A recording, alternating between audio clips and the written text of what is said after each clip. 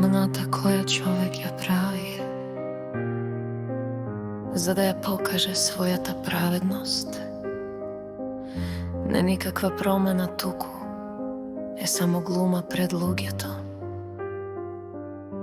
И за да се прославува самиот тој човек, а не Бог.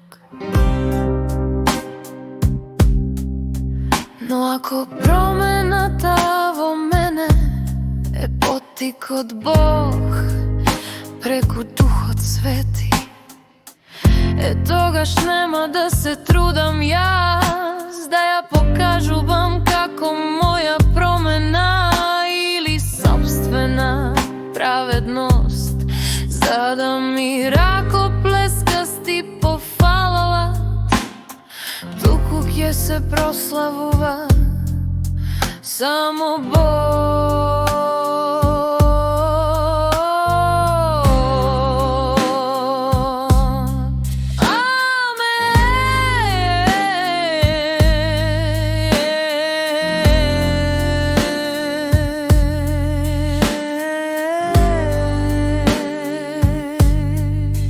Не превем тоа што има многу цркви.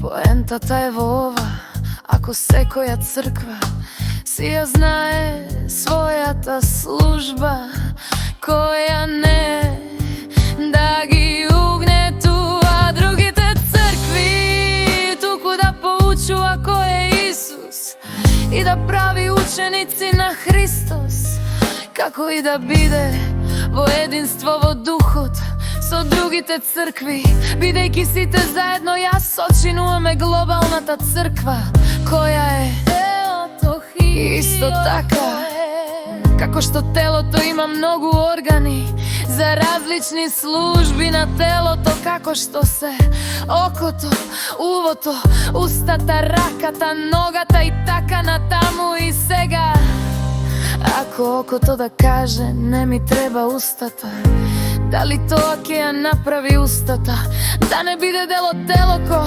Исто така, ако една црква што е дел од телото врши напад на друга црква што е исто така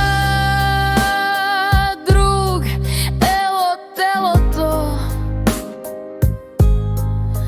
каква корист би имале сите од тоа?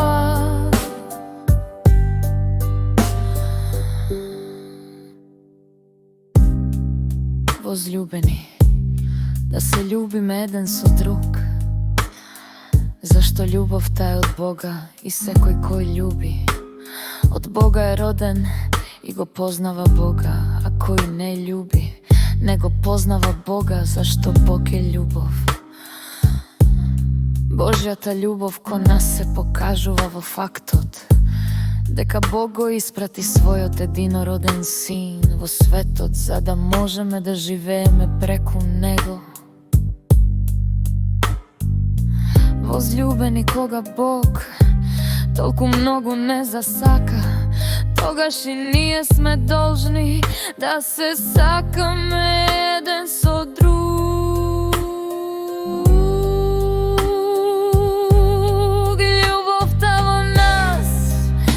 Е усовршена, за да имаме храброст на денот на судот, бидејќи каков што е тој, такви сме и ние во овој свет. Во љубовта нема страв, совршената љубов го изгонува стравот, бидејќи стравот подразбира казна и оној што се плаши не е совршен во љубовта, а ние љубиме, бидејќи тој не возлюби прву уште од почетокот. Често размислувам зошто има толку завист, љубомора и слично. Зошто? Ако гледам дека некој напредува побрзо од мене, затоа фало му на Бога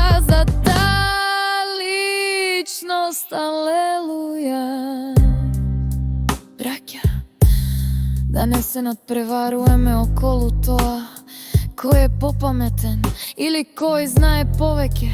Словото ни вели, а вие надпреварувајте се во љубовта, во правење добро еден спрема друг.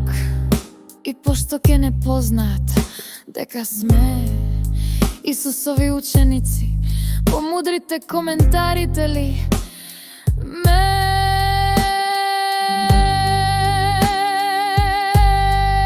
и како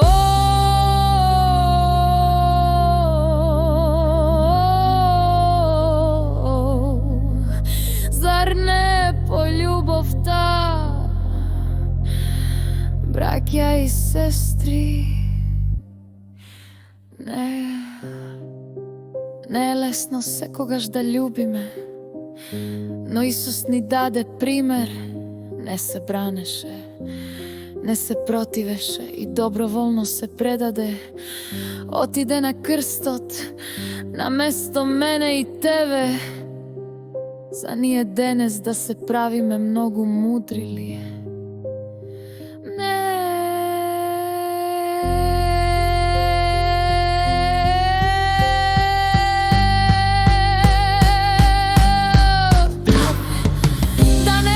Погрешно сватен, не грешка и не е лошо да бидеме мудри. Напротив, супер е тоа, но ако љубовта ја нема во мене, се ми е џабе и нема да имам никаква корист. Таква мудрост Бог е во сите нас, мај браќа и сестри.